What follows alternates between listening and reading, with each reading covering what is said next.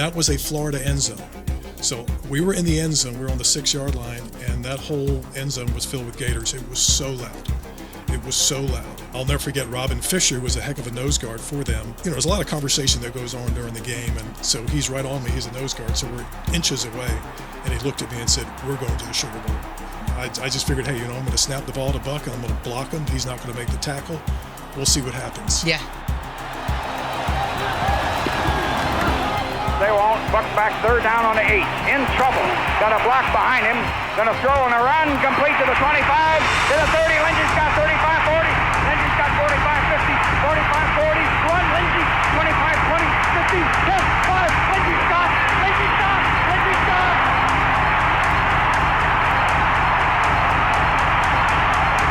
This is incredible. I broke my chair. I came right through a chair. 26-21. Dogs on top. Miracle.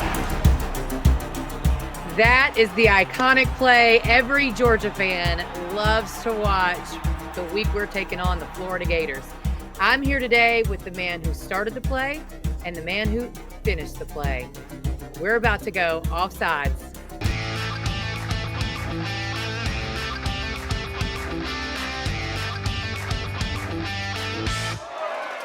I'm so excited to be here today with the man who started that play and the man that finished that play. It never gets old hearing Larry Munson scream, "It's a miracle." Our very own Joe Happe is on location with his friend Lindsay Scott to reminisce about those dogs. How you guys doing? We're doing great. And, to be honest, it's been a few years since that thing happened, but as we sit here, our hearts start to pound right now as we watch that thing for the 1,000th time. It's there's just something that happens that it never goes away, does it? Never goes away. It never goes away. Yeah, It never gets old. absolutely. And I never thought of the fact that one of the connections you and I have is that I was the first guy to touch the ball to start the play, and you're the guy that finished it. Absolutely, just a special moment in Bulldog history, and it was you, Lindsay Scott. And as I said in the intro, it did not look good. And Robin Fisher, you know who he is. He's a very good nose guard for the Gators. He was nose to nose with me, and he said, "We're going to the Sugar Bowl." I couldn't say much. It didn't look great, but stopped him from getting to Buck. Buck took it across the middle, and I saw you catch it and come down for just a second and pivot, and off you went. Now, from my perspective, I ended up on my knees on that play, and I remember the crest on the field. I couldn't get up. I was mesmerized. I saw you running, and I was just on my knees watching you run. I'm like, did he get in? Did he get in? And I could tell you got in because that whole end zone just collapsed. It was the Bulldog end zone. And you were in. Then I got up and ran down there with everybody else. But what were you thinking? First of all, as we came out there on the field, okay, it's first and 96 yards. And what was going through your mind? Well, it's just interesting because, as receivers at Georgia, there's just that new unique relationship where, you're not, with the kind of offense that we ran, you're not gonna get many chances. And that's not a bad thing. And that, and I think today you see more balance. You're looking more balanced. Obviously, like more balance. But we were heavy run, and that was for a good reason. Right. We were heavy run. That was for a good reason. But we had guys that were capable of going. We had guys that can make a big play. We had guys, and I think as receivers, we were always wanting to prove that, hey man, we're out here. We're out here. And that was an opportunity. That was an opportunity to, not just and all players want to do is help their football team. It's not, we can get into this, and you do sometimes. You can get into this, well, he's selfish, or he's this, or he's that, but that's so far away from the truth. Let me stop you right there. That is so far away from the truth on you, because the reputation that you had was you were a heck of a blocker. And like you said, it wasn't like you were catching 10 or 12 passes a game. You were doing a whole lot of blocking. And you were really good at that, and you really took pride in that. So that's not just speak. You really you're speaking the truth on that. That's the reputation that you had amongst the players that Lindsay could block as good as anybody. And see, that's the thing, you know. My concern was not what everybody's, but my teammates, man. What do these guys think of me? What are these guys? I mean, you know, that's what it's all about. Because in the end, you know, it's those guys in that locker room that really know what's going on. Absolutely. You know, if you remember Knoxville, that first game, first game of the season, they were driving to beat us, man. They were driving to beat us, and somebody made something happen. So all during that year, now you know, somebody. It was just, you know, somebody was going to make something happen. Absolutely. But so back to the play. Do you remember what you were thinking? Do you remember like what route? What was the route? And you know, I'll be honest. Just get me the damn ball. I mean, you know, I you had to break out your route because Buck was traveling. Yeah, but what I'm saying, but I think, you know, me and Buck it's something about it now. It's something about it. It's just that chemistry. Yeah. It's that chemistry and just that feeling that, you know, I knew he was going to get me the ball. You can see it pointing to you. You know, and as football goes, and it's just, you know, and this might be a personal thing. You know, you know, you're coached all your life. You're coached. I'm a receiver. I've been coached. And I was coached to catch that ball, first of all, and secure it, and then get upfield. But Joe, man, this, you know, I don't know if many people have ever heard me say this, but we got the first down. Right. You know, but to get more, for whatever reason, I broke to the sideline. Mm-hmm. And what you had was when Buck he was going this way, you know, and the defense was going the flow. We were going against the flow. And you know, like I said, once he hit me, you know, they were still coming against the flow. I went to the right. Yes. And that gave me that. Well, you know, and I never thought about that, but you know, the quarterback's not supposed to throw against him. Exactly. He's not supposed to do that. Exactly. But he threw back across his body. Yes. He threw back across his body. And when I caught that ball, the defense was flowing the other way.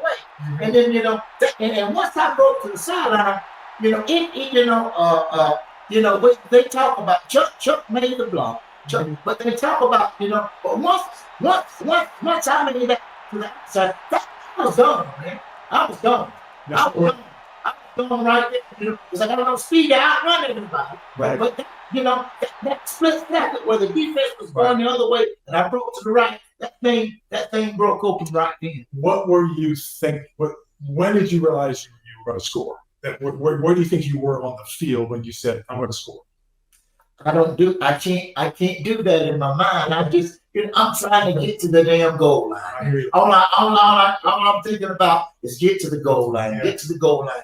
Because we're playing in Florida. Exactly. They can run. Get to the goal line. You got to get to the goal line. Okay. You got to get to the goal line. All right. So when you got in, what were you thinking? Do you remember what you were thinking when you were in? Holy shit. Yeah. And could you feel the end zone? I could feel the end zone. Like I said, I was on the 50-yard line in a trance on my knees. I couldn't even get up, but I could just see that whole end zone just collapse. Yeah. And you know, and it was unbelievable. Mm-hmm. You know. Well, they were down. The people just came out. You got people coming out of the stands. People coming out of the stands, and it's like, you know, we were, you know, we you know, we were dead. We were dead. As much as said, I gave up. You did too. We were dead, man. We were dead, and like I said, you know, but that was that opportunity, not only for me, but you know, Joe, don't kid yourself. Every receiver that I played with, and I'm not throwing it on nobody, or it'll come back, but you know, I can help y'all. I can make something happen. You know, that receiver room was, you know, it was a deal where, you know, we wanted to be more involved, and you got to be careful. You got to be careful about that because it is about team, man. Right. It's about team. And there's a fine line between that. But I think for some reason that year, everybody, somebody different made something happen, man. Yeah, that is. You know, we finally. I guess we went over to Auburn, and we. It was a bloodbath. You know, it was a bloodbath. The Auburn game was. You know, we finally finished that thing, but it wasn't easy. So what happened? I don't know if you remember at Auburn. They warmed up in their blue jerseys. Exactly. They went in. to the locker room, and they came out for the kickoff in an orange jersey. They did it one time before that was against Alabama, and they upset Alabama, so the place was going crazy. Right. And it was a battle, no doubt about it. But you can tell you still have that energy that you always had. Yeah. That kind of separated you from the average. No offense to the average receiver, Lindsay Scott always had that high level of energy, and you still got it now. Let's go back. We're looking at clips right now of the Tennessee game, senior year, and you had some nice grabs there. And there's what I'm talking about, the energy of Lindsay Scott. I mean, and it was it spread amongst the players. Hey, that's the 2025 grab right there. You didn't have gloves on, did you? We had No gloves, man. You're making a catch like that. Energy. You had Chuck Jones around you, around the Happe Arnold. Look at that grab. Again, that's the 2025 grab right there. Look at Lindsay. The energy, man. And let me tell you, as an offensive lineman, we felt it. We felt the energy. It's like, hey, we're part of this. Look at it. 1 foot in bounds. Yeah. Yep. Look at him. Yeah, absolutely. And again, you're not doing a dance. You're firing up the student section. You know what I'm saying? We're all of us in that thing together. Very cool. Very cool. Absolutely. I love it. I can feel the energy too, honestly. So I love listening to you. I could listen to you guys all day, just go back and forth talking. So I have a couple of questions for you, Lindsay. And you've been talking about coaches a lot, and you've been bringing up one of my favorite coaches of all time, Vince Dooley. What was he to you? I would just like to know, like, every player has a different experience and a different relationship with their coach. Tell me what you loved about him.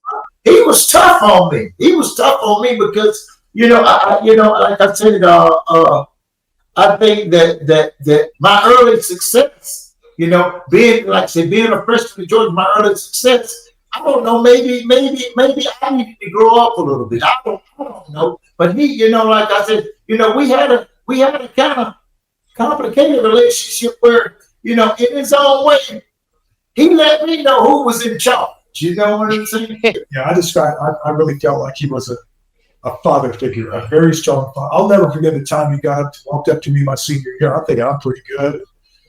And he just got right in my face and said, "You need to get better." I'm like, "Phew, yes, sir." "Oh, okay." I thought I was doing okay. But clearly, and he felt the need to knock me down a notch. And he did. Coach Dooley was the man. And, I'd still, even a couple of years ago, when I'd see Coach Dooley, he'd say, "Hey, Joe, how you doing?" I said, "Hey, Coach Henry." He said, "Call me Vince." I'm like, "Coach." Yeah. I had a hard time calling him Vince. Me too. So tell me what you feel like is the difference between a Vince Dooley and a Kirby Smart. I think both of them they're smart guys, man. Kirby's a smart. Coach Dooley was a smart guy. But they're tough in their own way. But like I said, I think Kirby is dealing with an athlete that's I think that there were times where and I don't know if like I said, Coach Dooley had his own experiences, but then again, Kirby's dealing with a different athlete, I think, than Coach Dooley dealt with. They're paying Kirby Smart a lot of money. They are. So the job's harder and the check's bigger now. So we got the big game coming up this week. What is your take on this Georgia team versus this Florida team that's a little bit in trouble this year? I don't know. It scares me.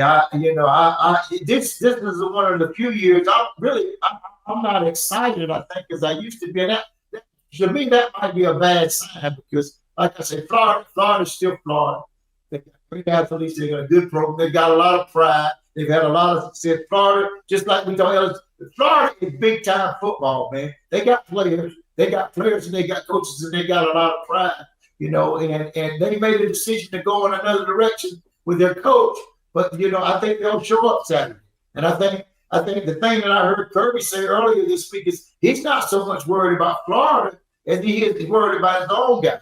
We got to get ready to play. And they're still an SEC team. They're still an SEC program, and they take a lot of pride in what they do. So this is one of them games. If you're not careful, they can sneak up on you. But they got nothing to lose. They can pull out all the stops. That's scary.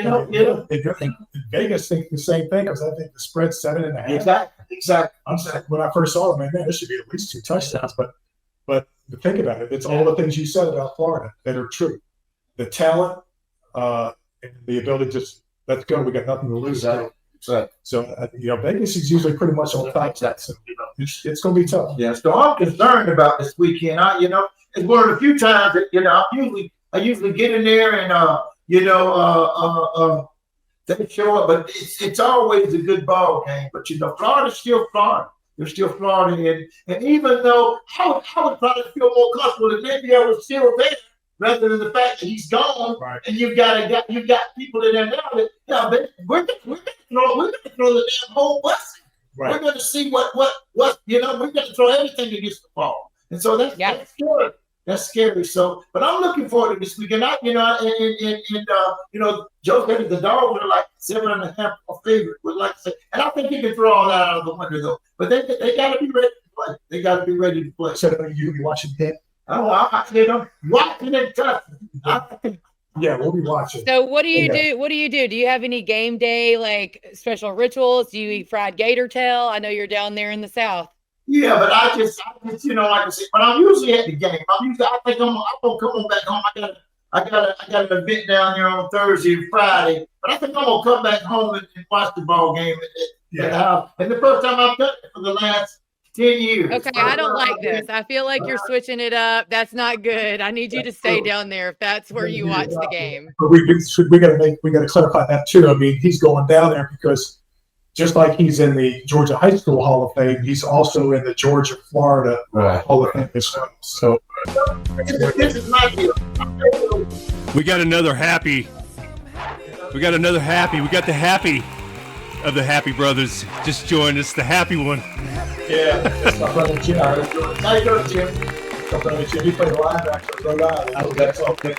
You know what I mean? This is great. This is absolutely memory lane for me, man. This is fantastic. It's so funny, Lindsay. It's so wonderful to see you.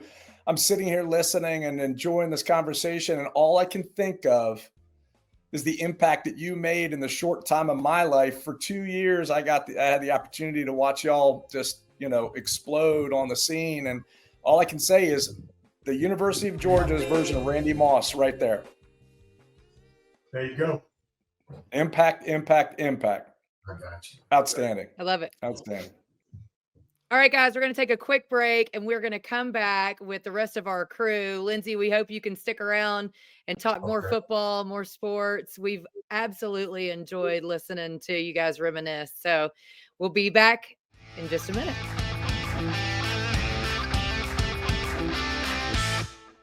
At Homegrown Realty Group, we believe buying or selling a home should feel personal, because it is.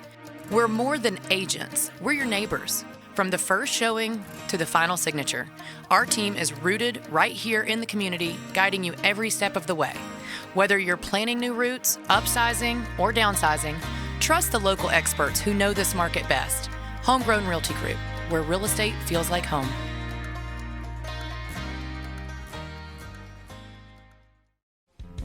Hey, folks. Great to be back again. We've got the team assembled with a special guest, number 24 in your program, number 1 in your heart. We've got Lindsay Scott with us and my brother down in South Georgia, going to bring it down and make it all work together this week. Yeah, absolutely. So let's get started. Yeah, man. Let's get started. Obviously, it was a heck of a game. A number of good games. Obviously, one of us at Ole Miss OU. What do you think about it, Nancy? Well, like I said, I'm impressed with Ole Miss, man. I'm impressed with Ole Miss. I'm glad the Dogs beat them. I'm glad you got by. Timeout. Is there any team in the country better than Texas A&M right now? They look scary to me. They are very scary. You're right. There you go. I don't want to say that now. They look scary to me, man. Yeah. They look scary to me. They look confident, and he's got those guys playing me, and they just.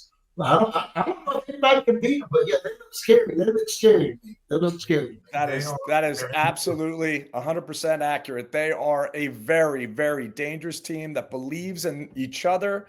They believe in the coach. They believe in the program. They're all bought in. And we all know you can't You can't succeed unless everybody buys in at the same time. So it's a tremendous thing. I mean, you got Lane Kiffin. I mean, the Ole Miss game was a heck of a game, but man, there were smoke and mirrors. Lane Kiffin to me is obviously he's a very, very, very talented coach, but some of the decisions he makes early on are very, you talk about putting stress on your organization. My man put some stress on his organization. Going for it on 4th down on your own 25. But when you're Ole Miss, you got to roll the dice a little more than others. I think, you know, and he's doing it. Yeah, he's doing it. But I thought LSU was going to beat A&M. I really did, because we know how much talent LSU has. Right. Because A&M isn't used to being the team. They took care of business. They absolutely. I feel like LSU has kind of been close with everybody they've played all year, so I wasn't 100% confident that they were going to beat Texas A&M for sure. Yeah. I sure was hoping that South Carolina would get Bama though. Yeah. I mean, they had them. They were on their heels. What happened?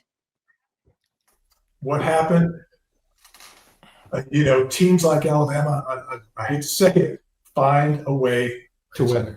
And it's like we talked about with our team in 1980. Lindsay Scott steps up and he's the MVP for the Georgia-Florida game. He has a phenomenal Tennessee game to start, the season. But then other people step up and so this defense, I don't even know who the guy was on defense that stripped it from Lenore Sellers, who I think is just a phenomenal player. He made a play, and they capitalized on it. Bama is tough. Bama is really tough. They got the quarterback is really good. I mean, they haven't reloaded. They're hitting on all cylinders. Yeah. I don't like them, but they're scary. I'm not a Bama guy, man. I'm not a man. You gotta bring your lunch when you play Bama, man. You gotta bring your lunch, and they're scary and they're talented, and they haven't missed a beat. Even with this, this coaching change, Saban retired. They've just stepped in, and Alabama's just tough, man. They're tough. They're a tough, big physical team, and they don't beat themselves off. They don't beat themselves. But that is the key. That is key. They don't beat themselves. Discipline, for sure. All right, so I see 2 trap games this week in the SEC. Tyler, jump in if you disagree with me, but I see the UGA Florida game as a trap game. It's a dangerous game. Florida's got nothing to lose. And I also see the same thing with South Carolina. South Carolina's got athletes, but they're banged up. Good coach. I don't know. I mean, could those 2 underdogs sneak up and, steal a win here? Yeah, I don't think the Gamecocks are done. I don't think there's, Lenore Sellers is a great leader. Great talent. I don't think they're going to roll over. I think that they could. They got a couple wins left in them, I think. That's my opinion. We'll see what happens, but you just never know with the SEC. That's the crazy thing is, Vandy. Vandy had a great win against a really good Missouri team. Hey, congratulations, pat on the back. Now you got to go to Austin, Texas to take up the line. I mean, SEC, no rest for the weary. It's the same thing. The same thing down in Austin, man. You got a banged up quarterback. You got a backup quarterback potentially coming in. Here's a guy that nobody knows how to prepare for, right? You set the table for playing one person, then you got to set up. It's a difficult task. Now, he's perfect to win the game. So exactly. Oh, there's no question about it. Tyler, what's Vegas have to say about those 2 games that we just talked about? Well, I don't see South Carolina going into Oxford 7:00 at night and winning that one. Vegas has Ole Miss at 12.5, which I love that line personally. We'll probably talk about that a little bit later, but I don't see that as much of a trap game. I think that's just Ole Miss is going to beat them up. I mean, South Carolina's got to be a little bit demoralized after almost beating Alabama, so they're going to go into Oxford, in my opinion, and lose by a couple touchdowns. Texas and Vanderbilt, that is maybe the best game of the week. Vegas likes Texas. I don't like Texas, and it depends on quarterback situation, of course. Honestly, that backup came in and maybe threw the ball better than Arch did, but that's neither here nor there. We'll talk about that one a little bit later as well. But yeah, South Carolina, Ole Miss, don't value that one much as a trap game. Georgia, Florida, on the other hand, could get interesting. I completely agree with your point that Florida has nothing to lose, and it's Georgia, Florida. 7.5 is what Vegas has Georgia at. My head says to like it, my heart says to not like it. So we'll see. I just want to hear one last time. I just want to hear Munson one more time on my ear saying, "Run, Lindsay, run." But no, that can't happen. All right, I'm gonna jump the gun a little bit just to get you thinking, Tyler. But I see another game that's dangerous out there is the Clemson game. They've only got a 3.5-point spread right now to beat Wake, which obviously is a shocker. But here we are. Duke. It's Duke, rather. Excuse me. I apologize. Yeah, I mean, so it's I don't know. That's a tough one, but we'll talk about that one later for sure. Sure. Anything else in the SEC that we've missed, Dayna? Anything we want to cover there? No, I'm ready to go ACC. Let's talk about Tech. Man, oh man. I just I know you guys down in Valdosta don't want to talk about it, but man, Tech is back. Tech is back, and the end of the season is coming together very, very nicely for a phenomenal football game this year in Georgia. Yeah, what's your take on Tech? Well, yeah, that Haynes King is something different, man. He's something different. Well, they went with 8 overtimes last year. I was out there in the cold, man. Actually, watching out there in the cold. But like I said, Tech's good, and I like. And it starts with their head guy, this coach, man. I like this coach that got at Tech, and hadn't really watched them a whole lot, but they don't beat themselves either. They protect the football. They play smart. They don't beat themselves, but like I said, they'll play Georgia tough. Play Georgia tough. I think that's a recurring theme we're gonna pick up on is who beats themselves, right? The team that doesn't wins, but. I'm not sure how many people picked up on this last year, but I really noticed at the end of that 8 overtime game, Kirby and Brent Key just embraced it. Right. They were locked up. They were embracing. Just tremendous respect for each other. They hate each other, but they respect each other. Right. You know what I mean? And you look at their background. Brent Key grew up in Birmingham, goes to Tech. During some great years, he and Kirby played against each other when it was a rivalry back then, and now it's a rivalry again. So this is shaping up for it's a rivalry again. Right. This, I tell you what, it's got to be Halloween week when you look at it, and Georgia Tech's the highest ranked ACC team in the country. I mean, who'd have thunk it, man? This is phenomenal. This is great. Great stuff. It's very scary to know that my Thanksgiving could potentially be ruined this year by the way that they're playing. I mean, it's like you guys said, it's discipline, and it starts at the top, and it starts with the coach. And I think that we're seeing across all of college football right now that the coach is the most important piece, and it just, kind of the head of the snake, right? Like you've got to have an incredible coach, and Georgia Tech has an incredible coach. Yeah, I love his demeanor. I love how he reacts to the coaches his team. He's connected to him. Lindsay was talking about that, the difference between Kirby and Coach Dooley. Kirby is more connected. I mean, it's just a generational. Right. Exactly. Nothing wrong with it. It is what it is. Brent Key is definitely on the same wavelength as Kirby is with his players. Yeah.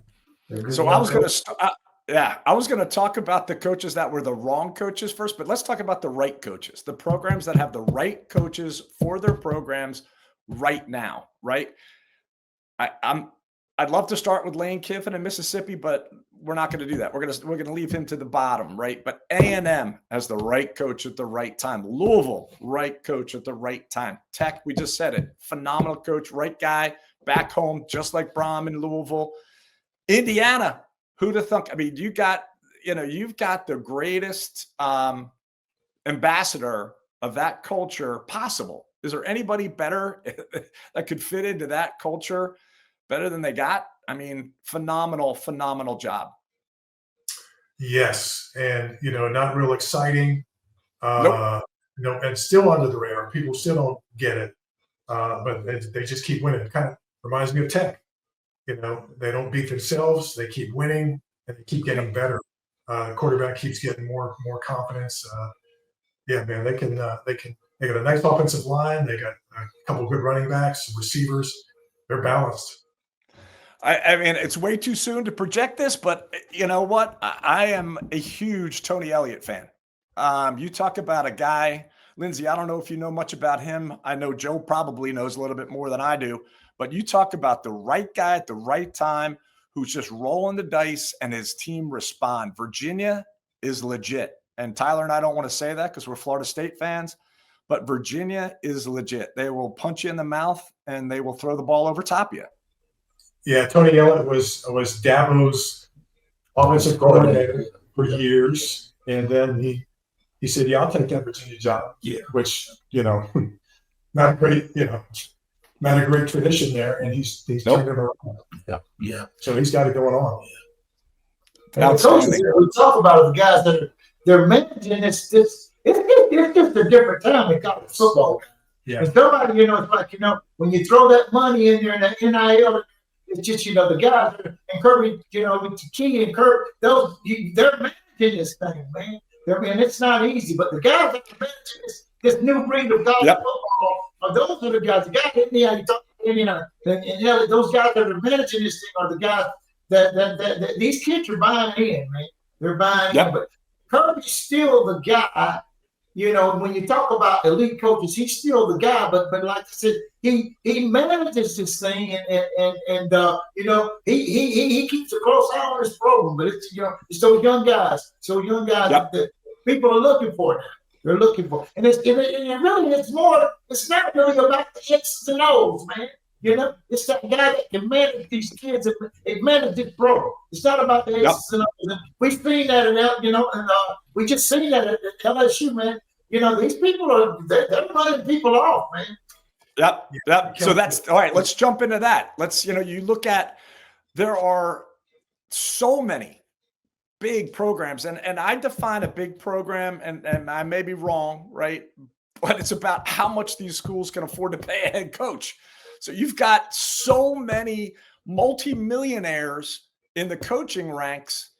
So, and they're playing, they're shuffling the deck chairs around constantly. It's nonstop. I mean, Vodtech just pulled the trigger early, getting rid of Pry. I mean, you've got Stanford pulled the trigger early. You got Oregon State pulled the trigger early. I mean, these are big time programs across the country.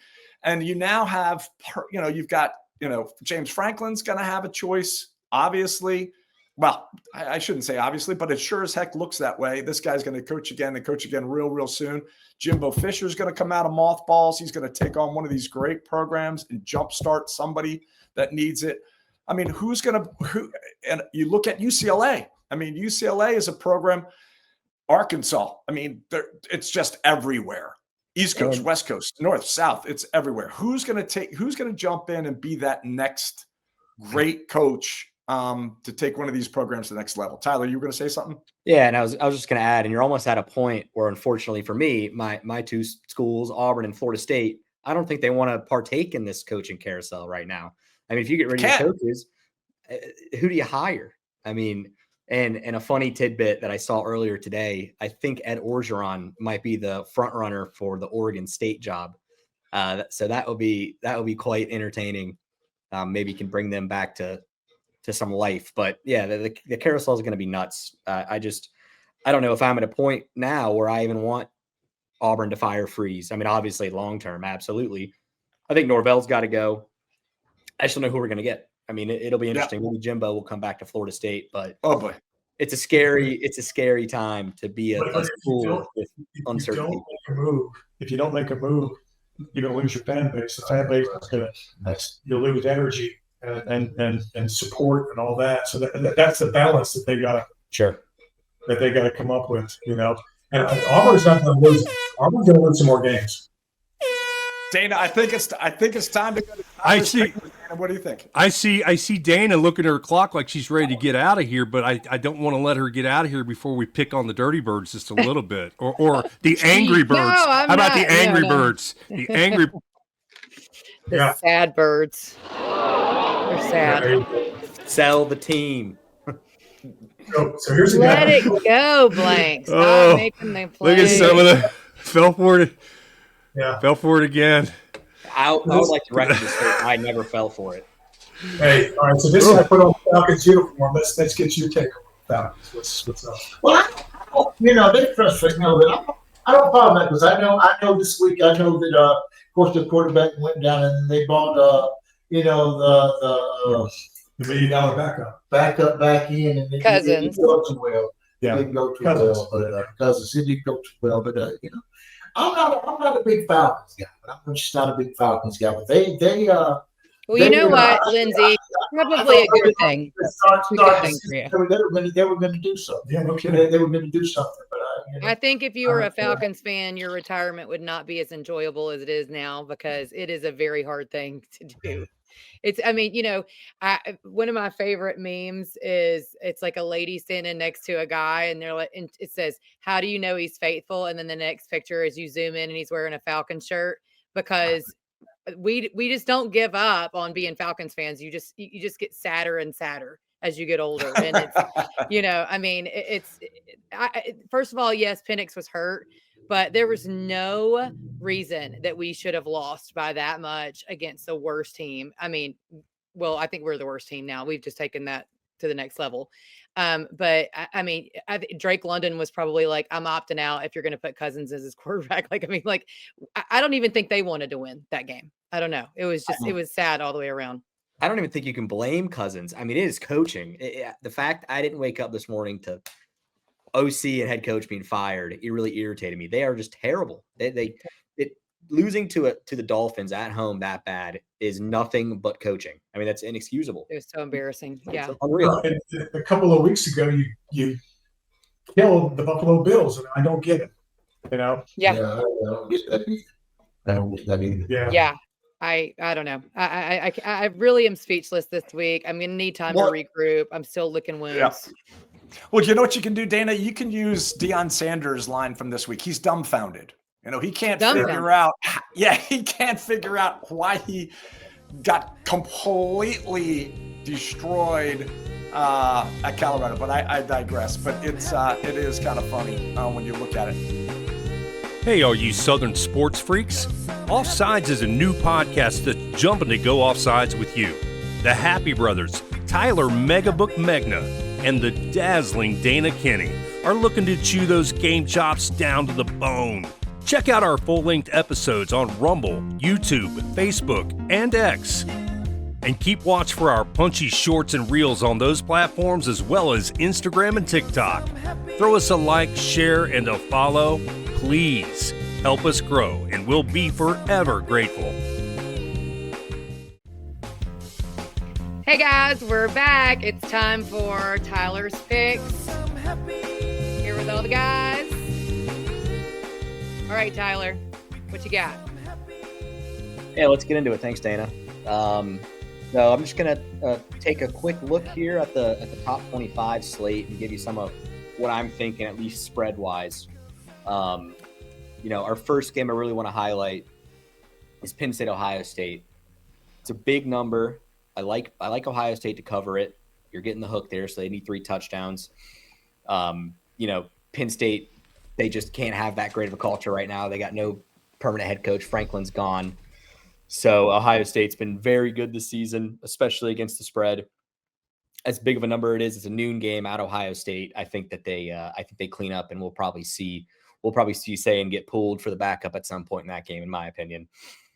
Curious to know. I like that too. I like that too, Tyler. Tyler. At the Horseshoe, that's a tough one. Yep. Yeah, I can't argue with that. Yep. Another game here. This is probably the biggest game, in my opinion, or my most looking forward to game of the week. Vanderbilt, Texas. They're giving Vanderbilt 1.5. I'd probably just take the money line. I think Vanderbilt wins this game. Texas had a great, resilient bounce back against Mississippi State this past week, and I will give them some credit for that. Mississippi State's been a pretty good team this season. Their record may not show it, but they've stayed in every game. So that was impressive. There's some uncertainty at quarterback for Texas. I haven't seen anything about Arch's health yet. It's only Monday, so we'll probably find out more as time goes on, and I'm sure this line might get adjusted. But I really think Vanderbilt wins this game. They're a damn good team. So I like the plus money here on the money line. I'm not a guy of mine, man. Danny, I love him. That's a good story, but I'm not sold on it. And and then Texas, man. The times that I'll go back to the experiences that we've had with Texas. Texas is, I don't know whether Texas is. You got to beat Vandy, man. Texas has got to beat Vandy. Yeah, you got to be. I mean, and obviously, Vandy's got some stuff going on, but and he mentioned Arch. We don't know, and then hell, it might be a deal where they might need to stick somebody else in here for a change. Yeah, like yeah. Not so, but Vandy's a good story. Vandy's a great story, but Texas, Vandy ain't Texas, man. I got to tell you, I think you just out. Yeah, Lindsay, I think you just nailed it. This is it. This Texas or Vandy could go from a good team to a great team if they win in Austin this week. How about that? Right. Yeah, could be. All right, Could Tyler, be. what you got? Could be. Another game. Quick highlight on this one. I'm not. It's not one of my favorite plays of the week, but Miami 11.5 at SMU. SMU just lost to Wake Forest, and after 2 nights ago, watching Miami intentionally cover the spread at the end makes me think that they're going to blow this one out of the water. So, had a little. Wasn't there a point where you were like, "Are we going to can we just go back to Pop Warner where in the fourth quarter we just let the clock run?" Because that was embarrassing. Please, all they had to do was take a knee with a minute left, and they just run it in the end zone. I know. Oh, really got me going. Next game I'd like to highlight, big spread again. Would probably buy it down if I were to gamble. Indiana at Maryland. Maryland, another team. They're almost like a Mississippi State-esque team in the Big Ten. They've been pretty competitive this year, at least against the spread. I could pull up some of the data here. 5-2 against the spread. Yeah, they got a former Alabama offensive coordinator as their head coach. So I like Maryland, but I think Indiana. I think Indiana is just going to overpower them. Yeah. I don't love the hook, though, so I would probably take that down. Another game I'd like to highlight here, Texas Tech at Kansas State. Kansas State's had a bit of a bounce back in the past couple of weeks. They just blew out their rival in Kansas. Again, you have the half-point hook here, which is probably something you'd want to take off. But Texas Tech just looks unreal. They get their starting quarterback back this week, their backup quarterback who played against Oklahoma State tore his ACL. So there could be some quarterback issues there if their starter can't stay healthy the rest of the year. But as long as he plays this whole game in full health, I think they easily cover this 7.5. That's kind of risky. It makes me think of Mateer when he came back for Oklahoma a little bit early, and Texas just blew him out. Yep. Sure. I agree with that. Here's a big game in y'all's court, Georgia at Florida. This one's tough for me. Everything in my head is telling me to take Georgia, and that's probably the direction I would lean. But it's just one of those games, it's Georgia, Florida. Florida's, like y'all said earlier, got nothing to lose. This is their Super Bowl, maybe some could say. So they're going to come out swinging. Their first game without Napier. They might have some things Georgia isn't expecting, so it could be closer. I think Georgia wins this game, but I think it could be a field goal. But that's just a tough one. I'm moving away from this. I think you take Florida when the first half bet. I think you go Georgia for the game. Jim, that's a great idea. I like it. I would do that if I was in a legal allegedly, state. Allegedly, if I were to gamble. If I were to gamble, I would do that as well. Yes. So I was feeling much better about this game, so I started talking to Lindsay today. I know, and the fact that he's not going to be there. And our old teammate Jim Lakewood, I talked to him this morning too. And Lakewood, by the way, he wanted me to remind me that I would beat you guys in high school. Benedictine High School in Savannah, I took care of Ware County. But he also is a wet blanket on this one. He is really concerned about the intangible, right? What are they going to do? Trap. Yep. Yeah, trap game, nothing to lose. They got a lot of talent that could come out there. So I'm like, no, I feel bad about it. So we'll go see. back to the practice you want to, though, Joe. In August, early August. That's the guy that's going to get those guys revved up in Athens to go down there and take care of the cocktail party. Kirby Gilbrand. Yep. And that's I'm a Kirby Smart guy. And I all said it's going to be, but I believe Smart will have them ready. I believe you have them ready. Yeah, I went to a practice. Yep. Did you go to any preseason? No, they said he's wild. Oh man, I felt like it was a flashback to 1980. I said he's wild. The coaches were all over there. It starts from the top, like you said. Right. And it trickles all down. Right. So offensive line coach was just all in those offensive. Right. So it's old school. Yeah. And so the odds of them not showing up are not zero. That's the intangible that he brings to the game. He is, that's the intangible. All right, Tyler, anything else, or are we good on the pick'ems? Okay, so my two favorite picks of the week. We'll start right here with San Diego State again. We had them last week. They came through for us. I like them again. They play Wyoming. San Diego State has done nothing but good things for me this season. I look forward to them doing the same this weekend as well. 10.5, buying that half point would probably be a smart play. They play Wyoming, who hasn't been amazing. They've been decent against the spread. They're 5-3. I look for San Diego State at home, night game or late afternoon out there game. They should easily cover that spread. My second favorite play of the week, Tennessee, Oklahoma. This is a big game. Game day could be there, I assume. Tennessee only 2.5. John Mateer has just not looked the same since he's come back from his hand injury. Last week, they played Ole Miss. They were 4.5 point favorites, and they lost. They lost by 8, I believe. So I look at Tennessee to easily cover 2.5. That just seems too good to be true. So hopefully that's not the case, but those are my two favorite plays of the week. Good deal. All right, so let me jump into grab bag, right? So Lindsay, we do this at the end of the show. We talk just random stuff that it's critical, it's relevant, it's important to the past week in football. There's a couple things that, I mentioned earlier. Deion's dumbfounded, but the rest of us aren't. The rest of us knew that circus was going to come to an end, and it looks like it's finally coming to an end there. I don't know if you guys have any thoughts on that.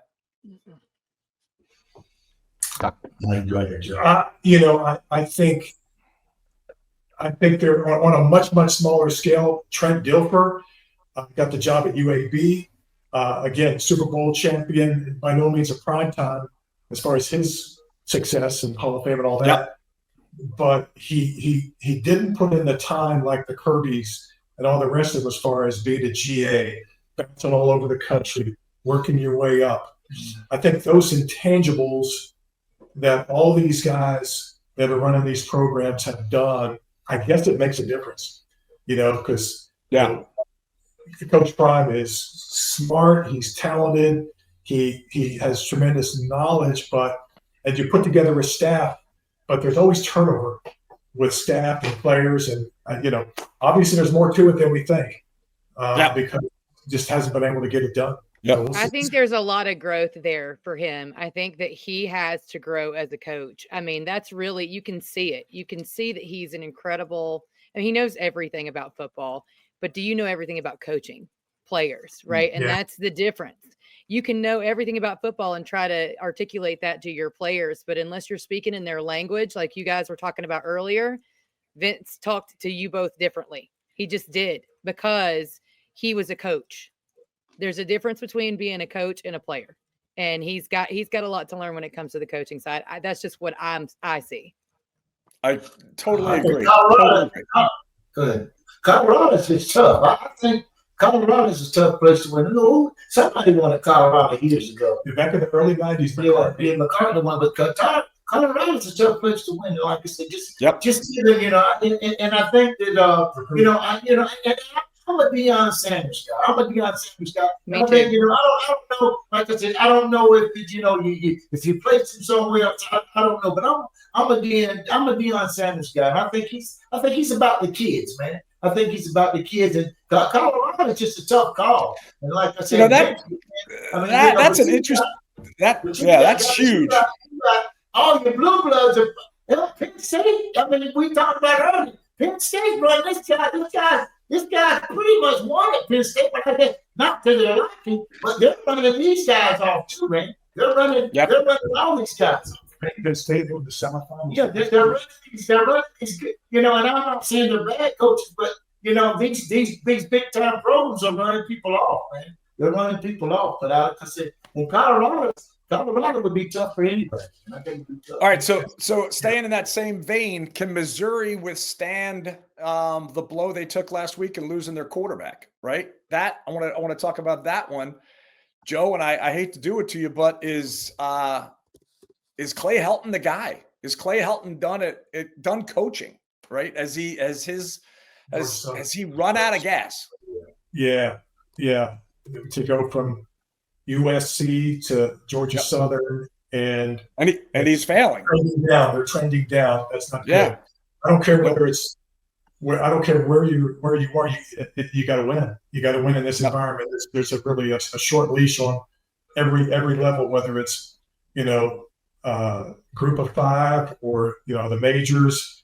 You got to win. You got to win quick, or they're going to replace you. Yep. All right, going to pivot back up to the NFL in the grab bag section here. Scatterboo, horrible loss for the NFL. Tough injury for the Giants, who are not a good team to begin with, but they had something going. They had that momentum. They had that early attraction to the fan base, not just for the Giants, but I really do think across the league. Here's a little guy. Joe, he reminds me of the offensive version of Sammy Mills, right? A little guy nobody thought could do it. And he was out there doing it, making it happen. Called his shot and was actually doing it, and now he's out for the season. Yeah, Tyler, what do you? Yeah. Yeah, I mean, that's just heartbreaking. I mean, I said it last week. They're my favorite team to watch that aren't going to make it to the playoffs probably. That's a big loss. That's half the tandem duo of Scatterbo and Dart, and gruesome injury. I don't know if anyone else saw it, but not good. That not really good. Stings. Guys, thanks, Tyler. Thank you for what was it, 2 out of 3 last week? No, 1 out of 3. 1 out of 3. Okay. USF got hosed. It was almost 2 out of 3. Well, we're gonna keep track, Tyler. Take us out of here, Dayna.